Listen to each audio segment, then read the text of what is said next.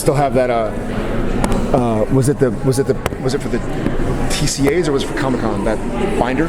From the upfront. Where it says like Very upfront. first It says like 66 Impala or 68 or something like that. That's in my trailer. Yes, that's right. The typo. I was going through my trailer this past week and I was like, did you bring it up to the publicist? Like, hey. I think that publicist is probably long gone. How's it going, guys? Good. Good. How's it going for you? Awesome. It's always a fun thing. So season 12, what are you Yes. excited about for Sam?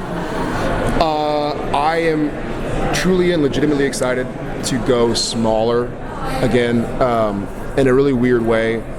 I got into this show not because of the science fiction element so much as because of the classic family, loyalty, sacrifice, trust.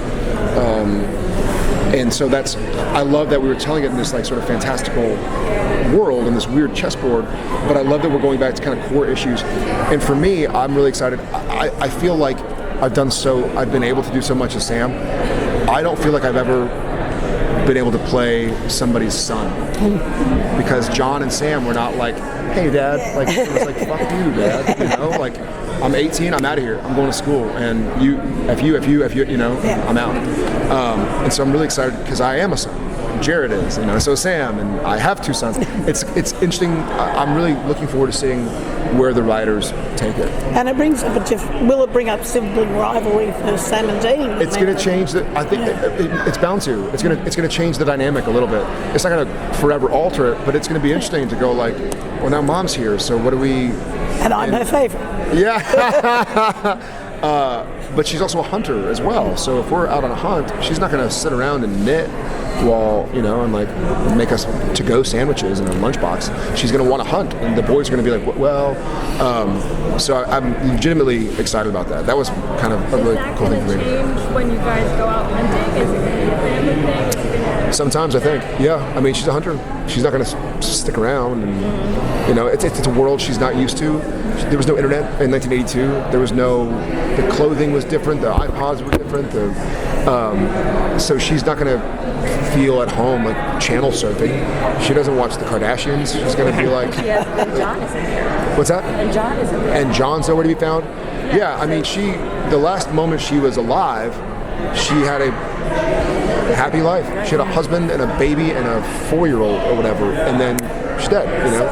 Sam never really knew Mary. Right. He was just so little. Right. So he has this like, glorified image of her in his brain from all the stories that he knows about her. How is that going to pan out? Great question. I feel like it's a little bit of a... Sam probably has a little syntax error. Like Sam had issues with his father, and so I feel like he probably in his mind pitted his father and his mother against each other, even though they were probably more on the same side than he was willing to admit. I mean, you could argue that it's Mom's fault that we're here in the first place, since it was her lineage and her family was the hunters, not Dad. But I think Sam didn't have Mom to blame, so I feel like he put all this blame on Dad.